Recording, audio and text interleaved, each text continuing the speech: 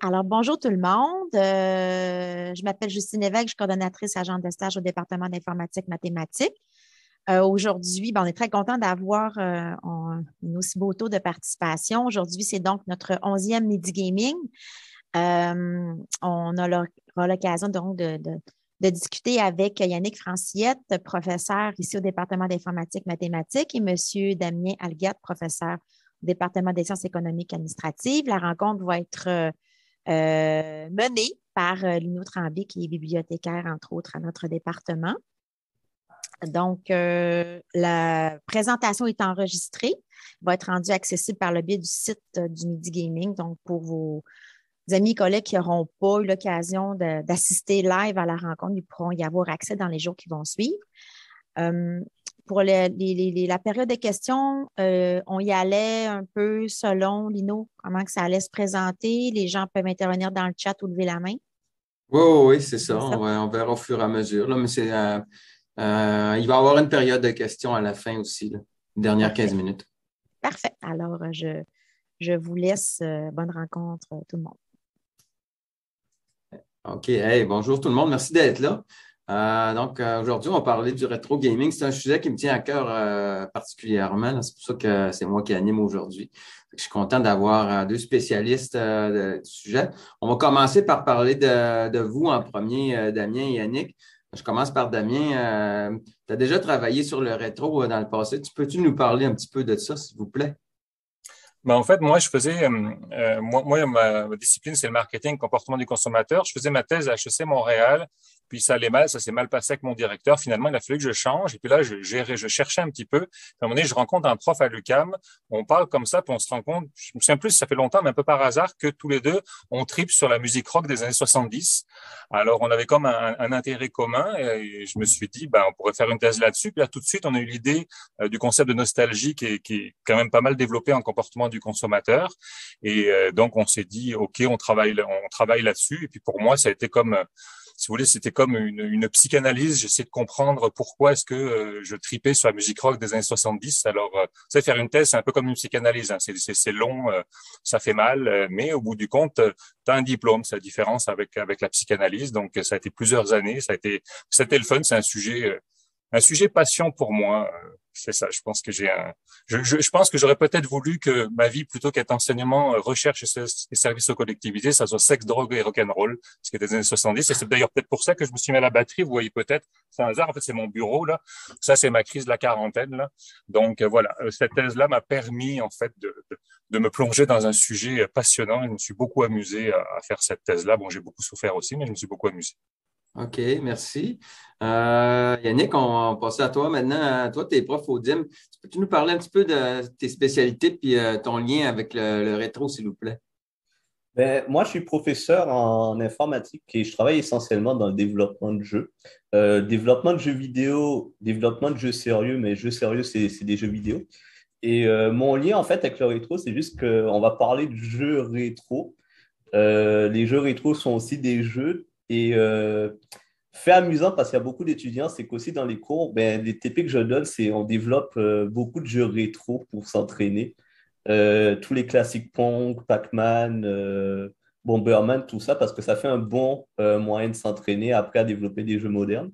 Ça fait refaire toute l'histoire du jeu vidéo aussi. Mhm. Et, j'ai aussi, pour donner un peu, parce que Damien en a parlé, j'ai aussi fait une thèse en informatique en jeu vidéo, mais j'ai peut-être moins souffert que Damien de ce côté-là. OK, merci. Euh, la première chose que je voudrais qu'on examine aujourd'hui, c'est quoi exactement le rétro? Damien, peux-tu nous dire un petit peu, de manière générale, qu'est-ce que c'est le rétro? Qu'est-ce qui définit ça? Mais en fait, c'est très simple. Quelque chose qui est rétro, c'est quelque chose qui est perçu comme appartenant au passé. Donc, c'est une question de perception. Donc, quelque chose qu'on considère comme appartenant au passé, donc n'étant pas de notre époque, qui nous fait comme voyager dans le temps, qui éventuellement nous rend nostalgiques, ça on reviendra probablement là-dessus, c'est quelque chose qui est rétro. Donc, rétro, c'est simplement quelque chose qui nous rappelle le passé, et ça peut être un passé qu'on n'a pas vécu. Donc, ça, c'est un point important, hein. Ça peut être notre passé à nous, ça peut être simplement le passé collectif. Donc, même si on est jeune, on peut reconnaître quelque chose qui appartient aux années 60, 70, 80, parce qu'il y a des styles en particulier. D'ailleurs, Après les années 90, il n'y a plus vraiment de style. Justement, quand le rétro est apparu, puis on reviendra un peu plus tard là-dessus, je pense, il n'y a plus vraiment de style depuis les années 2000. C'est difficile de reconnaître quelque chose des années de 2005, disons. Par contre, quelque chose des années 60, 70 ou 80, c'est plus reconnaissable. Donc, rétro égale qui est perçu, c'est vraiment une question de perception qui est perçue comme appartenant au passé. OK, merci. Puis, si on parle plus spécifiquement des jeux vidéo, Yannick, c'est quoi les caractéristiques principales d'un jeu qu'on classe rétro? Mais ça dépend en fait de comment on classe un jeu rétro ou pas. Parce que si tu prends les premiers jeux, l'époque NES, Super NES, tout ça, c'était beaucoup des jeux 2D avec du pixel art ou des choses comme ça qu'on a essayé de reproduire.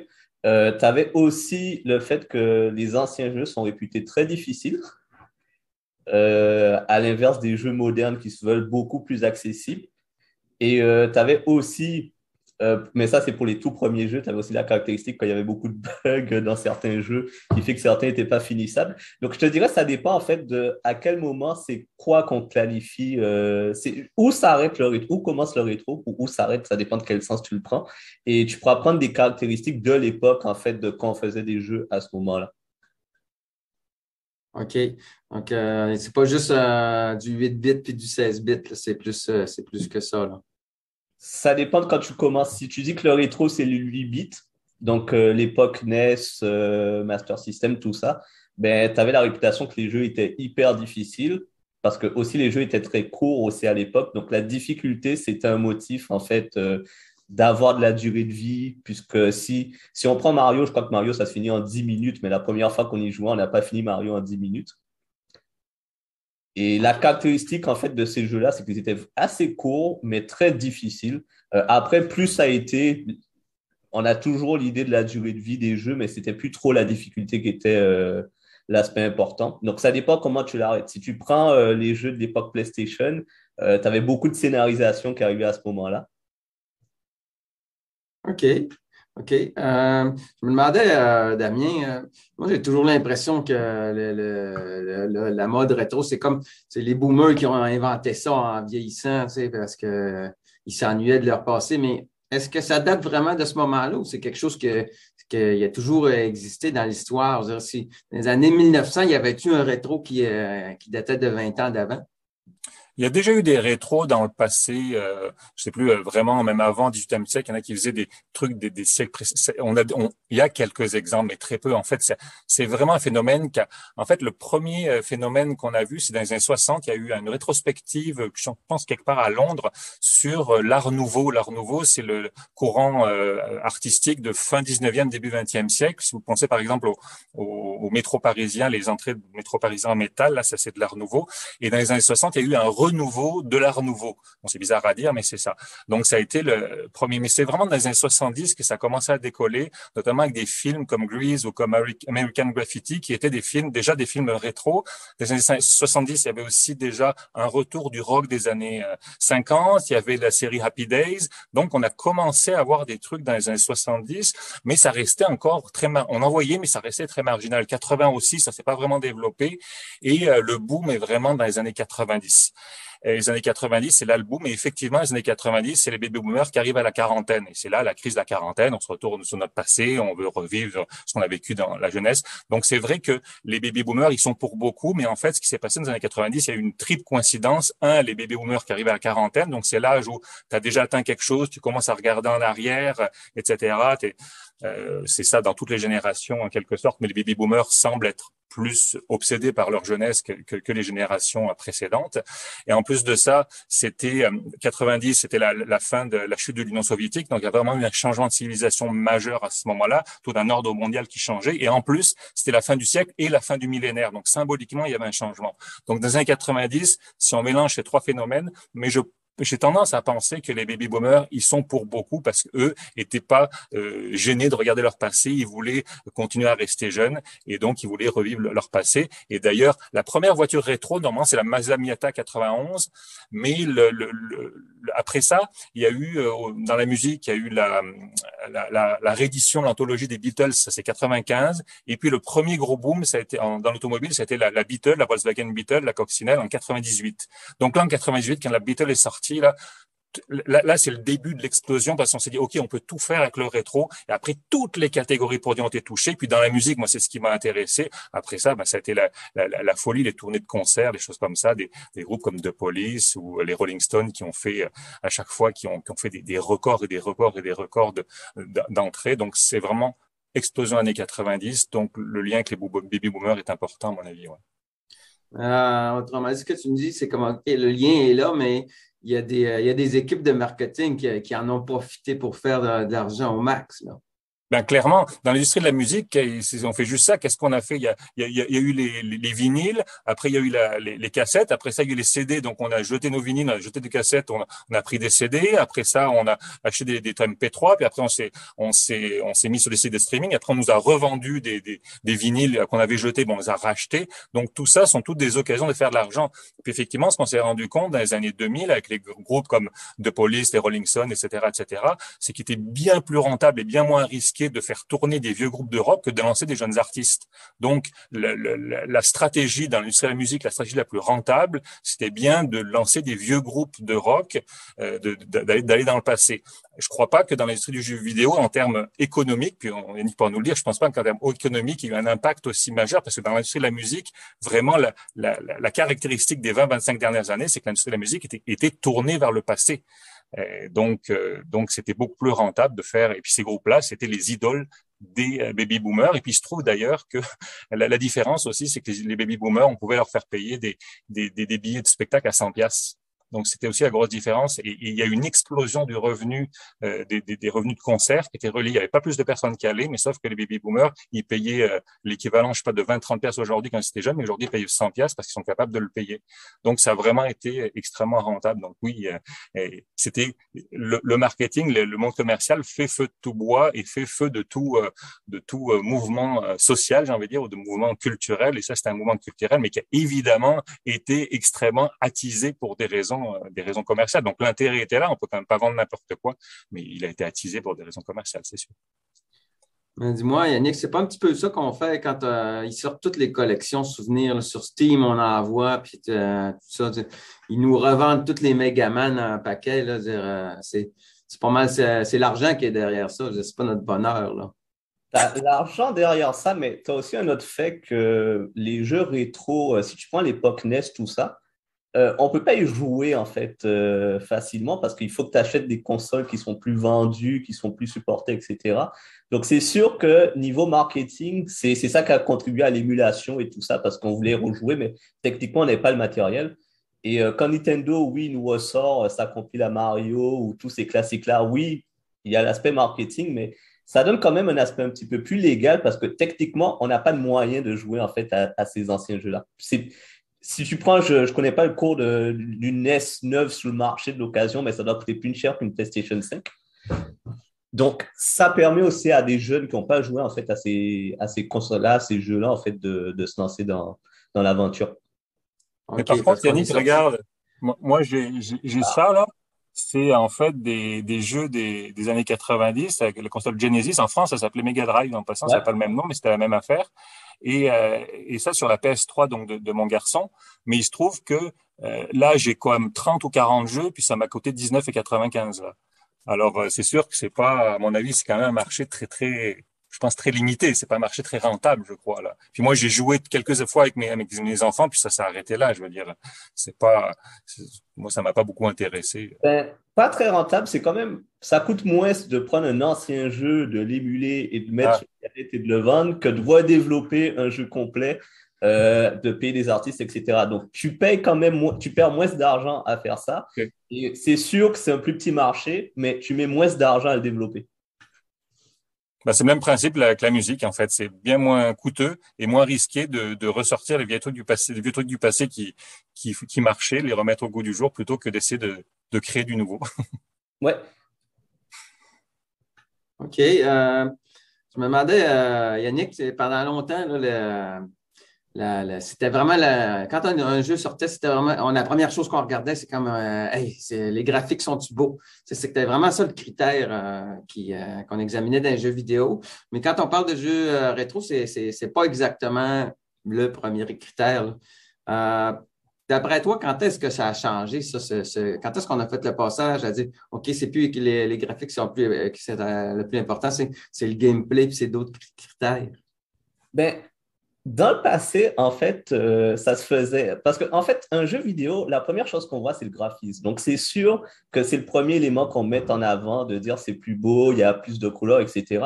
Et dans le passé, ben, les jeux rétro maintenant, je me rappelle dans mon enfance, c'est, c'est drôle parce qu'il y a Damien qui est là, mais c'était un argument marketing de donner un chiffre aux consommateurs, de dire, regardez, il y a plus de couleurs qu'avant, c'est forcément mieux. Il y a plus de polygones qu'avant, c'est forcément mieux. Il y a un chiffre qui permet de comparer par rapport à ce qu'on a avant et de dire, ben, regardez, c'est forcément mieux.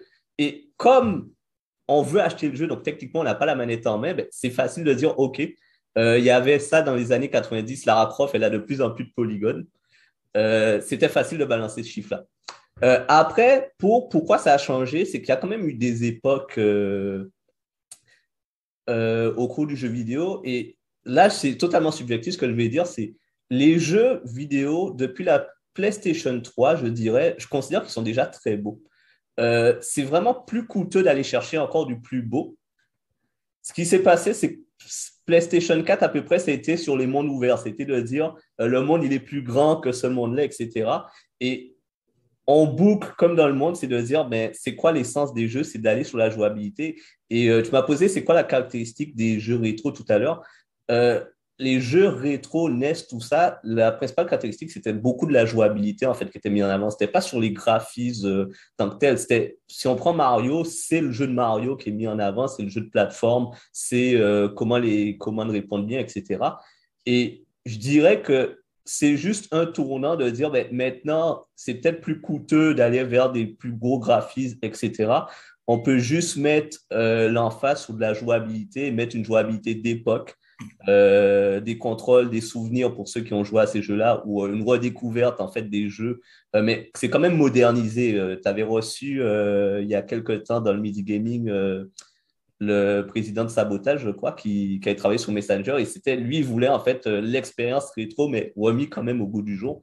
Et c'est toujours l'idée qu'on va aller plus sur du gameplay, sur de la jouabilité, que sur l'argument esthétique. Mais c'est sûr que l'argument esthétique en jeu, c'est la première chose qu'on voit. Donc, il y aura toujours un mot qui sera dit dessus. OK. OK. Je me demandais, Damien, tu en as un petit peu parlé, là, mais à partir de quand qu'on peut dire ceci est rétro? C'est-tu à partir de la personne qui l'observe? Je veux dire, parce que je me rends compte qu'il y a des choses qui sont rétro pour des gens, mais qui ne le sont pas pour moi. Là. Dans mes lectures, j'ai même vu Guitar Hero, il s'est rendu classé rétro. OK, alors que pour moi, c'est pas un jeu rétro, là. Okay. Bah, évidemment, c'est une question de perception. Donc, comme tu dis, Lino, ça peut dépendre d'une personne à l'autre. Ce que disent les études là-dedans, puis c'est pas nécessairement scientifique, mais en gros, ça prend 15 à 25 ans avant que quelque chose soit considéré comme rétro. C'est comme une génération, théoriquement. Et d'ailleurs, le début du départ d'école où le rétro a commencé à vraiment décoller, c'est peut-être à partir de 89. Il se trouve que 89, c'est 20 ans après 69, c'est-à-dire après le Woodstock, après le premier homme sur la Lune. Écoute, en 69, premier homme sur la Lune, on atteint l'apogée de l'humanité. Où est-ce qu'on va aller plus loin, tu sais? Donc, c'est 15 à 25 ans. Et pour que quelque chose soit considéré ou perçu comme rétro, un point important à mon avis, c'est qu'il faut qu'il ait été absent. Donc, par exemple, en fait, sa différence avec quelque chose de classique. Mettons, prenez la marque Coca-Cola. La marque Coca-Cola, c'est une marque qui est plus que centenaire. Personne va l'apercevoir comme rétro. Pourquoi? Parce qu'elle a toujours été présente sur le linéaire du supermarché, toujours été présente dans la publicité. Donc, elle est vieille, mais elle n'est pas rétro. Donc, on peut être vieux sans être rétro, comme les vieilles marques qui sont tout à fait contemporaines, tout à fait au bout du jour. Par contre, quelque chose qui a disparu, ou même, mettons, je sais pas, les biscuits que mangeais quand j'étais enfant, s'ils ont toujours été sur le linéaire, ça sera pas du rétro. Pour moi, ils étaient toujours accessibles. Par contre, le jeu dont je vous parlais, là, les jeux sur la Genesis, là, qui était à Mega Drive en France, peu importe, auquel j'ai pas touché pendant 20 ans ou 25 ans, quand j'ai essayé il y a pas très longtemps avec mes enfants d'y jouer, pour moi c'était rétro parce que c'est quelque chose qui a disparu des tablettes, qui n'existait pas. Donc peut-être que pour toi, Lino, Guitar Hero, c'est pas un jeu rétro parce que toi t'es plus là-dedans, plus intéressé là-dedans, tu le vois, donc c'est normal. Mais quelqu'un qui aurait joué, tu sais, moi j'ai joué un petit peu dans ma jeunesse aux jeux vidéo, mais j'ai peu joué, après plus du tout. Donc pour quelqu'un qui ait un peu joué à un moment donné puis qui joue plus depuis 10 ans, pour lui, c'était complètement quelque chose de rétro parce que dans sa tête, c'est associé à une époque passée pour lui, soit personnelle, soit une époque passée. Donc, et là, ça peut être rétro d'un point de vue personnel, on est d'accord, parce qu'il y a la question du rétro, si vous voulez, individuel, donc chacun peut percevoir différent, puis du rétro collectif. Donc tout le monde va dire que les Beatles, c'est rétro, c'est le passé. Donc ça, c'est collectif, on est tous d'accord. Et puis de toute façon, ils ont fait des concerts, les Beatles, pendant seulement Beatles, c'est 10 ans et c'est fou quand ils ont pas fait une longue carrière, les Beatles. Par contre, tu vois, les Rolling Stones, on s'est perçu comme étant peut-être par le passé, ils ont tellement fait de retour, peut-être que dans le domaine de la musique, les Rolling Stones, c'est plutôt classique que rétro. Alors que Led Zeppelin, qui a fait un seul concert depuis 1980, donc 40 ans, ils ont fait un concert en 2007, eux, ils vont être perçus comme appartenant au passé. Donc, c'est vraiment une question de perception et il faut que la chose ait disparu pour qu'on l'associe au passé. OK. Ça veut dire que si je prends ça, Yannick, quand moi, je trouve que de mettre le PS1 ou PS2 dans le rétro, ça n'a pas de bon sens. C'est-à-dire c'est comme ça en aurait du sens, selon ce que Damien nous explique, parce que ça fait quand même 15-20 ans là, de ça. Là. Mais toi, tu baignes dedans, donc pour toi, c'est encore familier pour toi. Parce que ça ne fait pas si loin que ça pour moi. Donc, c'est pas rétro pour toi, c'est logique. Tu pourrais même mettre la PlayStation 2 dedans. Oui, ben, j'ai vu la Xbox, puis j'ai lu certains livres là-dessus. World of Warcraft, ça en vient rétro aussi, là. Parce que ça a sorti, je pense que c'est 2004 ou quelque chose comme ça. On est rendu dans le 15-20 ans, là. Après, d'un point de vue personnel, ça peut varier aussi à quel moment de ta vie. En 20 ans, entre 15 et 35 ans, il y a plus de différence qu'entre 35 et 55. Tu sais, après, ça peut, quand on parle de point de vue de ce qu'on appelle aussi la nostalgie personnelle, là, ça dépend aussi à quel moment de ta vie tu te retrouves. OK. Je serais curieux, je demande aux gens de nous écrire dans le chat, c'est où ça commence pour eux autres, le rétro, avec une console ou un jeu, quelque chose comme ça. C'est quoi votre plus récent souvenir rétro après dans le milieu des jeux vidéo, là? Damien, je vous laisse te demander pourquoi qu'on aime ça autant que ça. Tu parlais de nostalgie, là, mais qu'est-ce qui nous fait aimer ça autant que ça, les vieilles choses? D'abord, il y a nostalgie. Souvent, les gens disent nostalgie. Ah non, c'est pas de la nostalgie. Tu sais, on est comme mal à l'aise avec la nostalgie. Sachez que depuis une quinzaine d'années en psychologie, avant, il y avait rien. Puis depuis à peu près 15 ans, il y a vraiment pas mal de recherches qui sortent en psychologie qui montrent que la nostalgie, c'est une émotion qui est certes mitigée, mais principalement positive et qui a des effets positifs sur le bien-être psychologique. Donc, toutes les études montrent ça. Pourquoi? Parce que si tu es nostalgique, être nostalgique, c'est se connecter avec son passé. Et être nostalgique, ça veut dire qu'on a un passé heureux. Si j'ai eu une enfance malheureuse, je suis pas nostalgique. Donc, si je suis nostalgique, ça veut dire que j'ai eu un passé heureux. Donc, la vie mérite d'être vécue.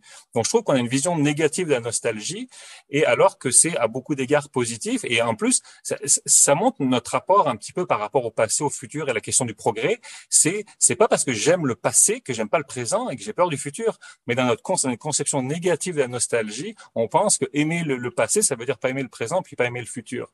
Puis moi, ce que ça dit surtout, c'est en fait, on aime le passé aussi parce que ce qu'on se rend compte, c'est qu'il y a un prix à payer pour le progrès. Donc, le progrès, c'est oui, le progrès technologique, mais on perd des choses qu'on aimait avant. Donc, justement, les jeux vidéo qu'on jouait avant qui étaient plus simples, etc. La musique d'avant. Donc, c'est la fuite en avant, c'est le progrès. Il y a le prix à payer, c'est de se déconnecter de ces choses-là. Puis là, avec des jeux rétro, là, on se rend compte, c'est le fun de voir qu'on pouvait, avec pas grand-chose, s'amuser. C'est comme si ça en prenait toujours plus pour.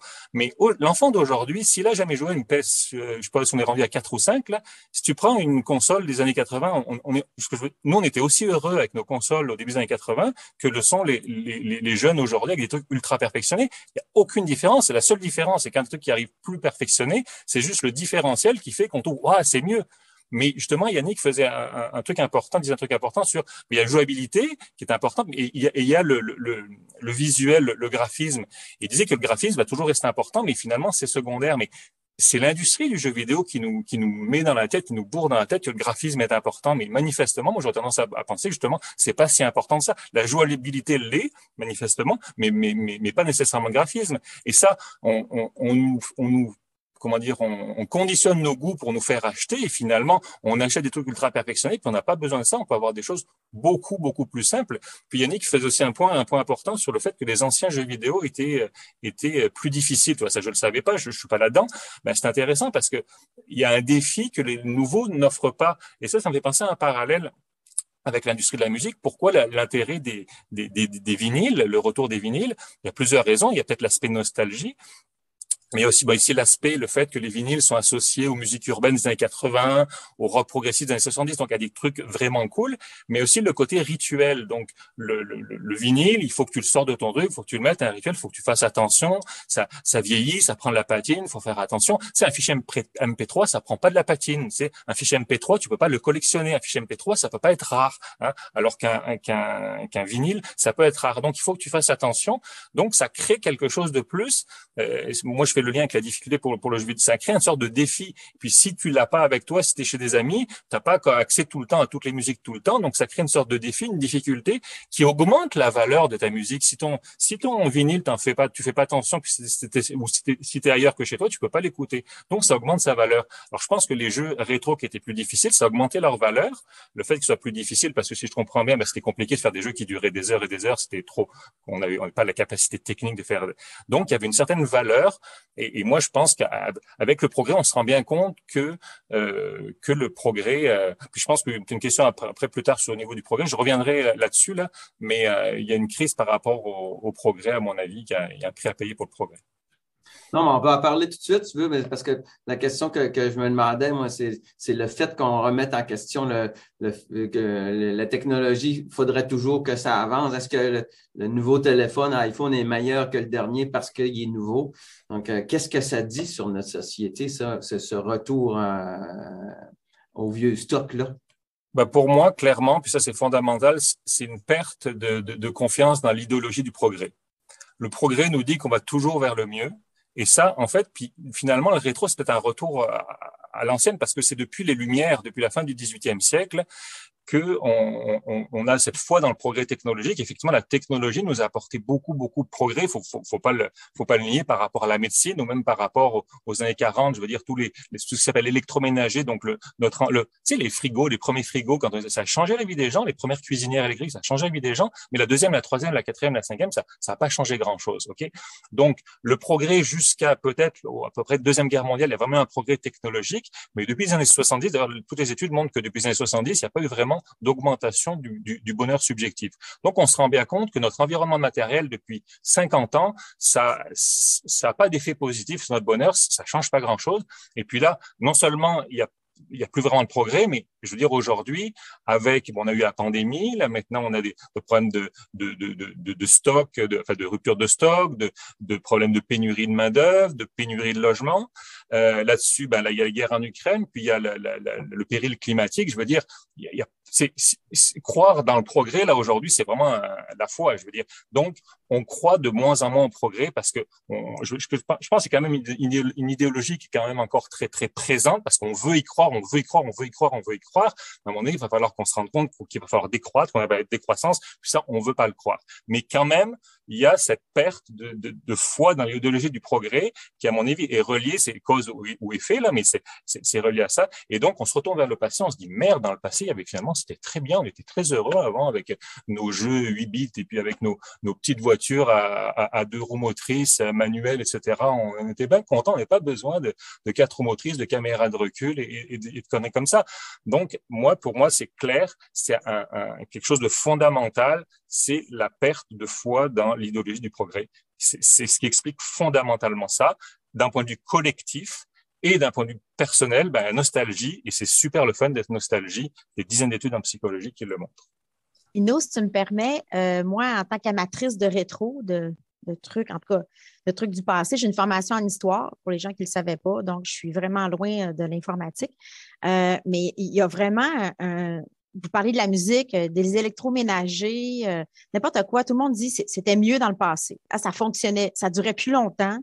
L'amour du vinyle, oui, la gestuelle, le mouvement qu'on doit faire, les gestes qu'on doit faire pour écouter la chanson qu'on veut. Ah, le son est bien meilleur avec des vinyles. Nos télévisions, en tout cas, ce qu'on avait dans le temps durait beaucoup plus longtemps. Les jeux vidéo, tantôt Yannick qui disait que c'était plus difficile à jouer peut-être, mais c'était des bons jeux qui étaient quand même appréciés. Fait on dirait qu'on ressent les gens qui disent, ben, c'était vraiment mieux avant. Puis peut-être en lien avec l'espèce de désillusion par rapport au progrès, entre guillemets, là. On dirait qu'on ressent ça. Mais Justine, la nostalgie, c'est pas c'était mieux avant. La nostalgie, c'est c'était bien avant. Ah, c'était bien avant, oui. Alors, c'était mieux sur certains critères. C'est vrai. Ça veut pas dire, c'est pour moi, d'un point de vue, on va vers le déclin, mais d'un point de vue sociétal, il y a énormément de progrès par rapport aux places des femmes, des minorités, des machins, etc. Pour moi, la société progresse là. Mais il y a des choses qui étaient bien avant, puis il y a des choses qui sont moins bien. Alors, globalement, je trouve comme société, on progresse, mais moi, c'est la différence entre c'était mieux avant et c'était bien avant. J'ai juste c'était bien avant. Et certains trucs étaient mieux, effectivement. Tu parles des choses qui duraient plus longtemps, mais les choses durent plus longtemps, mais les gens s'offusquent pas, puis achètent leurs affaires pareil, et puis ça change rien, là. Merci. Mais Yannick, je poursuis par rapport à toute l'industrie du divertissement et du jeu vidéo. Qu'est-ce que ça dit aux gens qui développent des gros AAA aujourd'hui puis des choses comme ça? Mais le rétro et le triple A, ça va cohabiter. Il disait aussi la dernière fois, puisqu'il faut des triple A. Va toujours avoir des triple A, il va toujours avoir des gros budgets sur certains jeux. Il y a peut-être des sociétés qui changent, puisque Konami a fait un virage là-dessus, parce que triple A, c'est très risqué. Tu mets beaucoup d'argent, il faut que ça se vende parce qu'il faut le rentabiliser. Les triple A, ça veut dire que tu vas peut-être prendre moins de risques. Et le rétro, ben, c'est pour ça, en fait, quand on regarde les jeux modernes et les jeux rétro, ben, les jeux modernes sont juste des versions améliorées avec des meilleurs graphismes, avec quelques fonctionnalités en plus, de jeux qui existaient déjà dans le passé. Tu prends un jeu de plateforme, c'est Mario ou un Mario du passé avec plus de choses, avec des meilleurs graphismes, etc.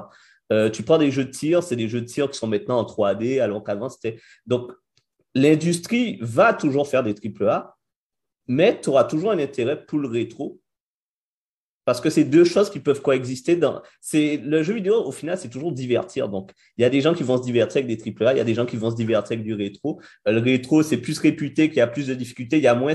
L'image que je donne, c'est qu'en fait, les jeux rétro, il y a moins ces petites roulettes qu'il y a dans les jeux modernes de dire tu as des points de sauvegarde, tu as des checkpoints, tu peux recommencer pas trop loin. Je vois les jeux rétro, tu prends tes fans de Megaman. Je crois que c'est dans Megaman 2, il y avait l'espèce de challenge. Tant que tu n'as pas fini Megaman 2, vraiment, sans les save-states, sans rien, tu n'as pas battu le Yellow Devil, je crois que c'est dans le 2. Tu n'as pas vraiment joué un vrai jeu vidéo. Tu n'es pas considéré comme un vrai joueur de jeux vidéo hardcore. Donc, c'est comme l'espèce d'initiation de dire, dans le rétro, ben, il faut que tu ailles chercher la difficulté parce qu'il faut que tu montes ta valeur en tant que joueur. Mais à côté de ça, il y a quand même les AAA parce que le AAA, tu as une histoire, tu as des beaux graphismes, tu as quand même du gameplay derrière ça. Il y a quand même beaucoup de polish et il y a des gens qui vont aimer jouer à ça. Bon, ben, je trouve ça intéressant que tu nous ramènes sur un petit peu le Megaman puis les difficultés des jeux parce que moi, ça m'intrigue beaucoup à savoir, tu sais, c'est comme, je suis pas vraiment un joueur à hardcore puis dire, je veux finir Megaman sans mourir une seule fois, mais j'essaye de comprendre un petit peu pourquoi les gens ils aiment autant ça se donner de troubles à jouer puis à mettre des semblants d'écran CRT par-dessus le jeu, là, vous savez de quoi je parle, là, pour que ça ait l'air d'une vraie télé. Là, donc, ça sort moins beau, tout ça. Puis c'est comme, moi, Megaman 2, je l'ai fini parce que la version qui ont sorti, on peut sauvegarder n'importe quand. Hein, donc, ça comme détruit un peu le fun du jeu, mais moi, c'est comme ça que j'aime ça. Donc, comment tu l'expliquerais, toi, le phénomène hardcore que les gens sont vraiment fiers de dire qu'ils ont fini Megaman 2 sans mourir une seule fois? Ben, ce sont juste, en fait, des personnalités de joueurs. Tu as des joueurs, leur objectif de jouer, c'est de dire j'ai affronté le challenge qui était dans le jeu. Je l'ai fait de façon légitime. C'est pour ça que tu as tous les Dark Souls et tous les jeux j'oublie comment ils s'appellent, From Software, en fait, qui sont un peu sur cette vague-là de dire c'est un jeu qui va être exigeant. Il va être juste parce qu'il faut que le jeu soit juste. Tu vas comprendre pourquoi tu vas perdre, tu vas t'améliorer. Et à moi, tu vas dire je l'ai fini légitimement. Et le Megaman, moi aussi, j'ai fini des Megaman parce qu'il y avait des save states et tout ça. Mais tu as l'idée qu'à l'ancienne, Megaman, le point de sauvegarde qu'il te donnait, c'était le mot de passe qu'il te donnait, que tu pouvais échanger avec tes amis. Mais il fallait que tu joues comme les conditions dans lesquelles on jouait à l'époque.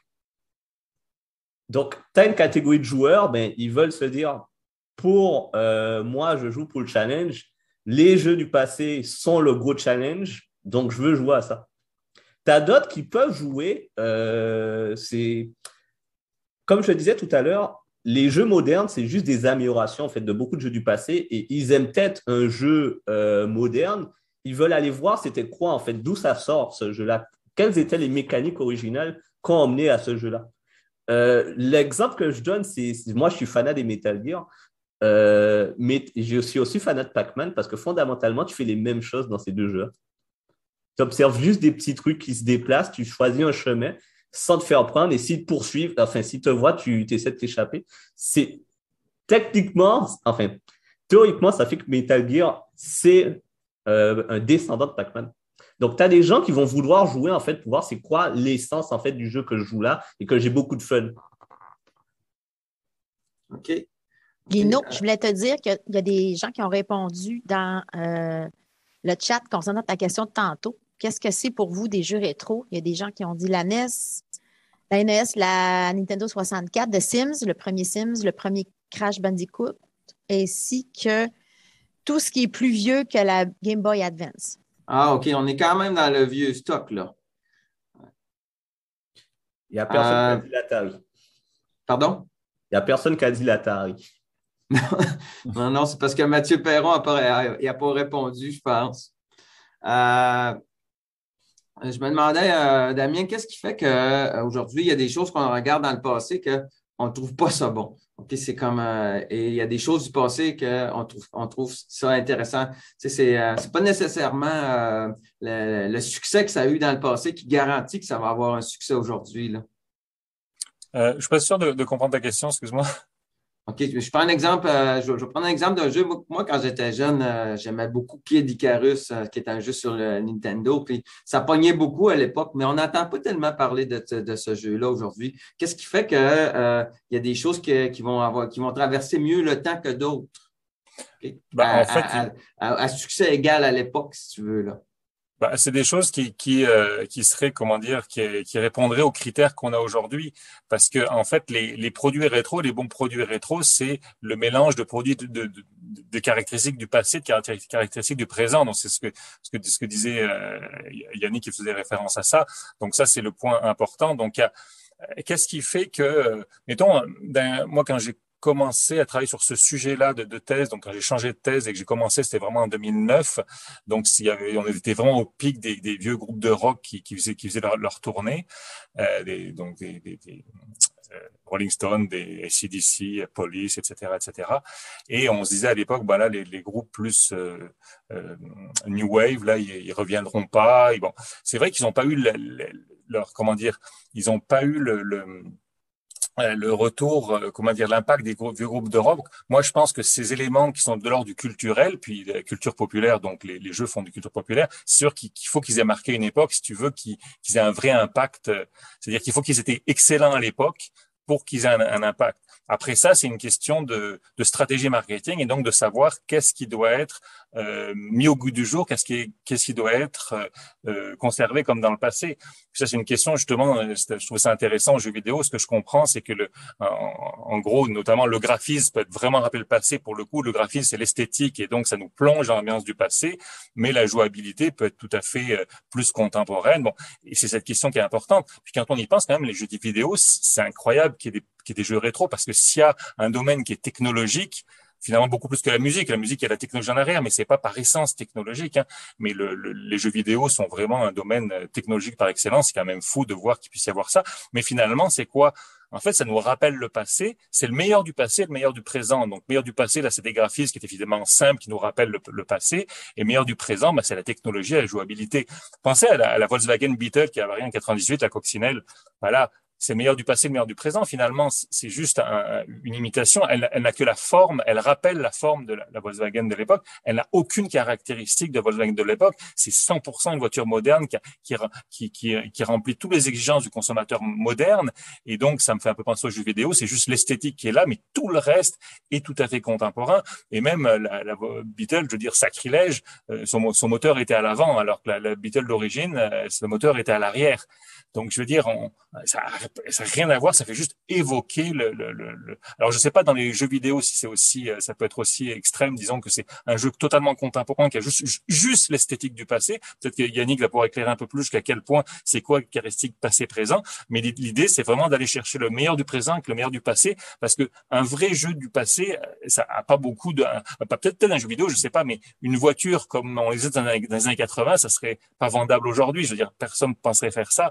Donc, on veut la technologie d'aujourd'hui, mais on veut les souvenirs du passé, le meilleur du passé. Et moi, dans ma thèse, j'ai fait des groupes de discussion donc sur un hypothétique retour de Led Zeppelin. En fait, Led Zeppelin et ABBA, c'est les deux groupes qui auraient fait des tournées qu'on aurait estimé, qui auraient battu des records, qui auraient pu atteindre pas loin du 1 milliard de dollars c'est énorme parce que les records précédents, c'est des 200 millions. En tout cas, bref, il y avait ABBA et Led Zeppelin. Puis là, on demande aux gens qu'est-ce que vous voulez qu'il soit comme le passé, etc. Évidemment, les gens, ils veulent le groupe original si possible. Bon, pour Led Zeppelin, c'est pas possible. Le batteur est mort, mais son fils est batteur professionnel, ça aurait pu être lui. Donc, ils veulent le groupe original. Ils veulent évidemment surtout les anciennes chansons. Par contre, ils veulent la technologie aujourd'hui, donc ils veulent le meilleur du passé, mais ils veulent le son d'aujourd'hui. Donc 100% technologie du passé, du présent. Bon, ça c'est relativement évident, mais en plus, pour ce qui est de l'ambiance du concert, ça par contre, ils veulent une ambiance contemporaine, c'est-à-dire ils veulent que la mise en scène soit d'aujourd'hui. Ils veulent pas refaire le passé. Donc même si bon, Pink Floyd peut avoir le cochon de Pink Floyd, mais ils veulent pas être visuellement dans l'ambiance du passé. Ils veulent être au niveau sonore l'ambiance du passé, mais pas au niveau visuel. Et l'une des hypothèses, à mon avis, c'est que les gens se souviennent plus des gens et des chansons que des visuels. Puis à un moment donné, ça tombe dans la caricature. Je ne sais pas si vous connaissez le groupe québécois Musical Box qui refait des concerts de Genesis des années 70, mais à l'identique. D'ailleurs, ils ont été critiqués pour ça, mais c'est impressionnant ce qu'ils font. Ils refont, mais ils imitent. Écoute, Phil Collins et Peter Gabriel sont allés les voir et on dit ils sont excellents, ils font ça mieux que nous, que ce qu'on faisait à l'époque. Là, c'est hallucinant. Mais eux, c'est un cas exceptionnel. Donc, je serais intéressé de savoir, Yannick, c'est quoi dans les jeux vidéo? Dans un jeu vidéo rétro d'aujourd'hui, c'est quoi qui est comme dans le passé, puis c'est quoi qui est vraiment contemporain? Ben, tu as déjà pointé ça, mais en jeu vidéo, en fait, ça s'appelle même, je crois, le courant, c'est du néo-rétro, en fait, quand tu fais des nouveaux jeux avec des graphismes d'une certaine époque, époque 16 bits, époque 8 bits, etc., mais avec quand même la jouabilité moderne, parce que ça nous emmène un peu sur un autre sujet, mais l'idée, c'est que tu as des jeux, vous avez souvent entendu l'expression ce jeu-là a bien vieilli ou celui-là a mal vieilli, etc. Souvent, ce n'est pas par rapport au graphisme que c'est fait, c'est par rapport à la jouabilité. Quand on dit qu'un jeu a bien vieilli, c'est-à-dire qu'on peut le prendre maintenant là avec la façon dont on joue les jeux de façon moderne et ça se joue sans problème. Les graphismes peuvent être anciens et ça peut amener la nostalgie et tout ça et même être un argument de jeu, mais le jeu se joue bien dans la façon dont on joue les jeux actuels. Les jeux qui ont mal vieilli, généralement, c'était vraiment une jouabilité qui était de l'époque. On ne joue plus les jeux comme ça. Et c'est difficile de revenir en fait à cette époque-là où on jouait les jeux comme ça parce qu'il y a eu trop d'améliorations qui sont arrivées. Mais ce serait quoi un jeu qui se joue mal? Peux-tu m'expliquer? Parce que je ne comprends pas concrètement. Si je prends l'exemple classique, c'est Super Mario Bros. Les gens disent le premier, en fait, Super Mario Bros. On considère que ça a quand même bien vieilli parce que la plateforme se joue bien, on n'a pas de problème à sauter, tout se joue assez bien. Si je peux prendre un autre exemple de Mario, je vois le débat qu'on dit que ça a mal vieilli, c'est Mario 64 qui était le premier à utiliser le joystick en fait et que c'était le premier en 3D avec une caméra qui se déplace. La caméra se déplaçait par angle fixé, c'est-à-dire on n'est pas le contrôle de la caméra comme on a dans les jeux maintenant. Donc quand les gens retournent à ce jeu-là, ben, ils ont une habitude de contrôle. Et ils n'arrivent pas à se faire vraiment à comment ça se contrôlait à l'époque. Donc, ça donne une impression de difficulté. Ça rend en fait une mauvaise expérience parce que l'habitude qu'ils ont maintenant, ils n'arrivent pas à la retrouver dans le jeu tel qu'il a été conçu à l'époque. Mais le premier Super Mario, il n'y a vraiment pas de problème. Et c'est là la notion aussi. Ce jeu-là, il a bien vieilli parce que je peux le prendre, je peux y jouer. Avec ce que je sais maintenant, je comprends en fait tout ce que le jeu essaie de me dire. Et il n'y a pas de problème. Les jeux qui ont mal vieilli, c'est la jouabilité, c'est plus possible, en fait. C'est pour ça qu'ils ont aussi disparu. Il y avait cette notion-là que il y a des choses qu'on peut ressortir. Lino disait que Kid Icarus, il y a pas, je crois qu'il y a une version qui est sortie en 2010 ou quelque chose comme ça, mais c'est pas un jeu qui ressort souvent. Il y a aussi des jeux, ils ont eu leur époque et c'est dur, en fait, de les reprendre tels qu'ils ont été conçus niveau jouabilité, les mettre maintenant. On est comme obligé de les moderniser. Ça donne soit des remakes ou des choses comme ça.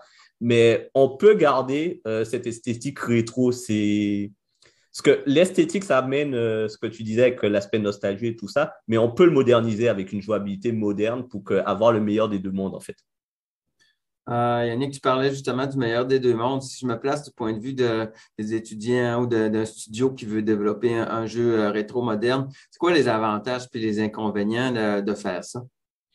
Ben, c'est que les jeux rétro, vous connaissez la recette, j'ai envie de dire. Si vous voulez faire les RPG de l'époque, de la Super NES, tout ça, ben, vous connaissez la recette. C'était quoi? C'était des scénarios, c'était un système de combat, etc.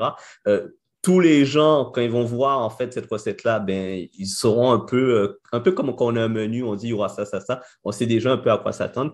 Et niveau technologie, ben, vous avez tous les moteurs, vu qu'on connaît la recette, et c'est ça en fait en technologie, quand on connaît la recette, on peut donner tous les outils pour aider à le faire. C'est dire qu'on aura moins de difficultés, on aura toujours l'esthétique qu'il faudra faire, qu'il faut toujours développer, etc. Mais au niveau technique, on a tous les outils pour nous aider à refaire ces jeux-là.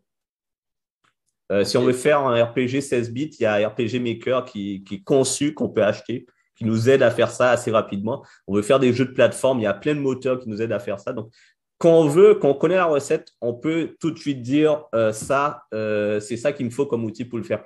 Le problème avec les jeux modernes, c'est que quand on ne connaît pas la recette, ben, c'est là on essaye des choses.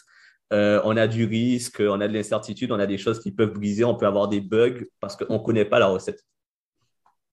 Mais est-ce que ça bloque un petit peu ce que tu pourrais faire comme la liberté que tu pourrais avoir en développant un jeu? Parce que les gens, si je prends tel type de jeu, si je m'inspire de Castlevania, il y a une limite à ce que je peux faire, là.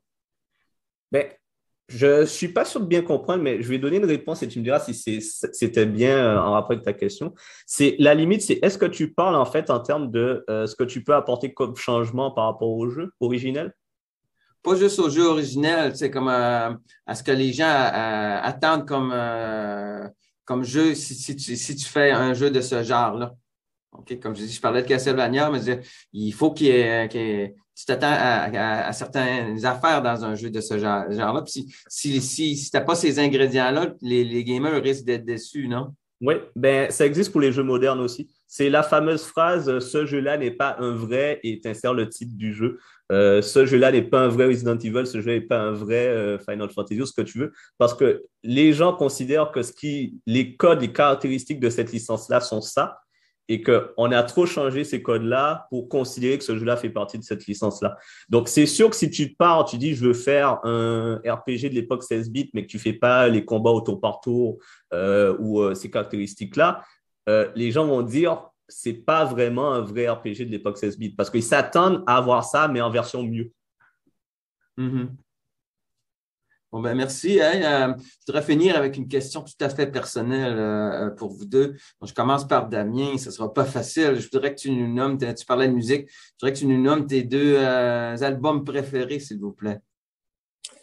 Ben, en fait, je vais commencer juste une petite parenthèse, une réponse non personnelle. Dans mes groupes de discussion, j'ai demandé c'est quoi le groupe le plus représentatif des années 70 et essayez de deviner dans vos têtes quelques instants. Il y a un groupe qui est sorti très, très loin devant en premier, un autre groupe clairement en deuxième, et après, tous les autres sont arrivés après, puis j'en ai plein, vous pouvez tous y penser, là. Mais il y en a un qui est sorti vraiment en premier.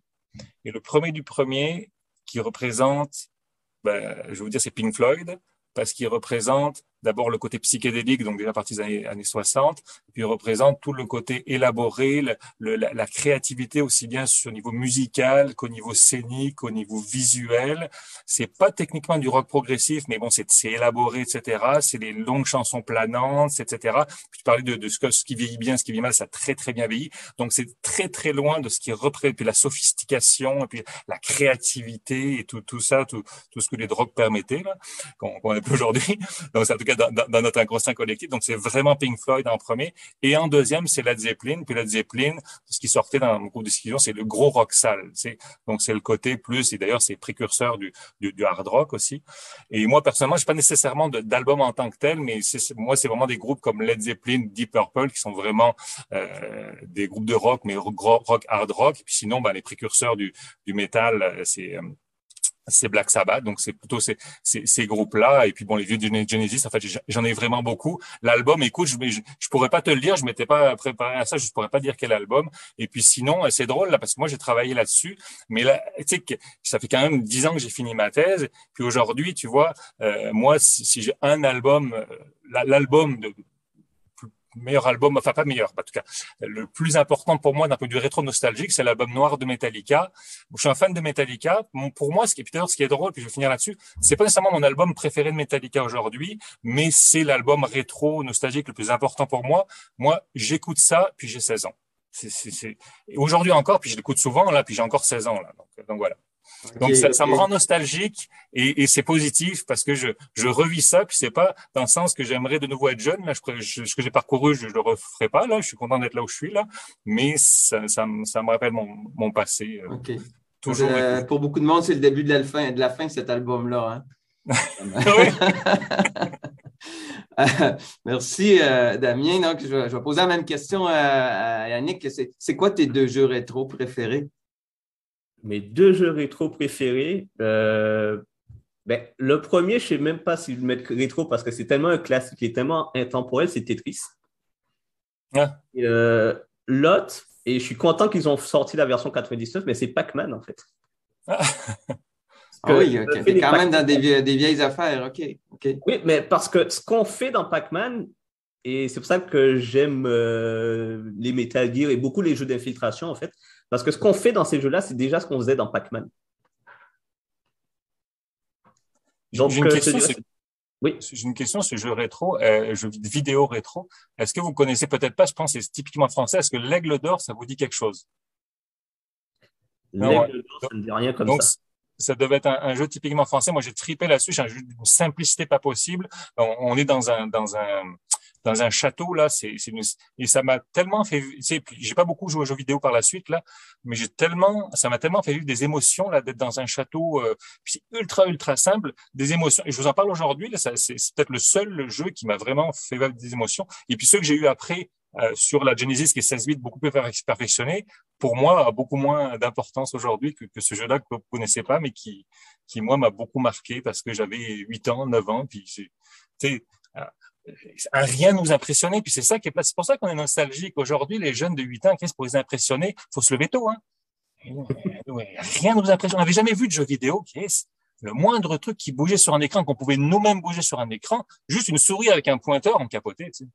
Mais en même temps, Damien, moi, je me dis, c'est vrai pour la musique aussi, là, à cette époque-là, on apprenait à aimer les choses qu'on avait parce qu'on n'en avait pas beaucoup. C'est facile la musique aujourd'hui, mais moi, je me souviens que j'avais eu Warrior of the Eternal Sun sur Genesis, puis on n'entend jamais parler de ça aujourd'hui, mais moi, j'ai encore un bon souvenir de ce jeu-là. C'est la même chose, hein, je dirais. Peut-être que c'est pour ça que tu aimes l'Aigle d'Or qu'on a connu sous un autre nom ou pas connu du tout, là. Est-ce que c'était moins consommé, jeté aussi à l'époque? Je ne sais pas. Il y avait moins de choses. Dans un jeu vidéo, c'était toujours plus. Même l'industrie du cinéma a vécu la même chose. Là, tout ce qu'on met de plus. Tu sais, on est stimulé toujours plus, donc ça prend toujours plus. Tu sais, c'est parce qu'à un moment donné, c'est le phénomène psychologique de l'habituation. On s'habitue à un niveau de stimulus, puis ça prend toujours plus. Tu sais, c'est une fuite en avant. Ça arrête jamais. Et le niveau absolu, comme je disais tout à l'heure, pour moi, je pense que les enfants sont plus heureux à 8 ans avec des jeux hyper perfectionnés que nous, on avait, que, tu sais, c'est ça. Donc, ça remet vraiment en cause la notion de progrès. Dans certains domaines, pas dans tous les domaines. Plus. Moi, je pense que la société progresse, c'est une évidence. Merci. Est-ce qu'il nous reste du temps pour quelques questions, Justine? On a du temps. C'est sûr qu'il risque d'avoir des cours qui vont commencer tantôt. C'est dommage. On n'aura pas eu assez de ce petite heure-là. S'il y a des gens qui ont des questions, vous pouvez lever la main ou écrire dans le chat. C'est vraiment intéressant. C'est dommage que ça doit prendre fin là. Donc, on attend vos questions dans quelques minutes. pendant ce temps-là, je voulais juste vous dire, on a quand même des beaux livres sur le sujet à la bibliothèque. Là. C'est comme ils sont ici, mais je vais aller les porter après. Puis je trouve que c'est super intéressant à regarder parce que c'est des livres quand même très colorés avec des images comme j'aime. Quand il y a trop de texte, moi, je trouve ça dole, mais ça, c'est quand même des bons livres. Ça sera répété, ça. Mais pour faire, parce que vous avez parlé de vos deux jeux, moi, un jeu que je porte dans mon cœur, c'est Chrono Trigger, que certains connaissent. Parce que les raisons sont très simples, c'est qu'il y avait Akira Toriyama, qui est l'auteur de Dragon Ball, qui était associé avec la société qui faisait les RPG que j'aimais. Et pour moi, c'était obligatoirement le meilleur jeu du monde. Après, il y a des jeux PV 2000. Est-ce que ça vous dit quelque chose, PV 2000? Mais c'est passé en France. Il y avait les ordinateurs Thomson des années 80 qui avaient des jeux. Moi, avant d'avoir, j'ai juste eu la Genesis 16 bits, mais avant ça, mon enfance, mon apprentissage, c'était sur Thomson, Thomson TO7, après TO9, je pense. Et puis c'était des jeux donc de Thomson, donc probablement qui sont pas du tout connus ici, qui ont même pas sorti de France là. Je devrais faire une recherche là-dessus. Sûrement qu'il y a des trucs sur Internet. Aujourd'hui, on trouve de tout. Quand on est nostalgique, on clique un truc qu'on n'a pas pensé depuis 20-25 ans. C'est tel artiste que j'ai aimé, qui a fait une chanson de bonne quand j'avais 14 ans. Là, tu googles et puis tu trouves tout de suite, pardon. Des fois, c'est bonnes impressions, des fois, c'est mauvaises impressions. On retombe dans les souvenirs. Ouais.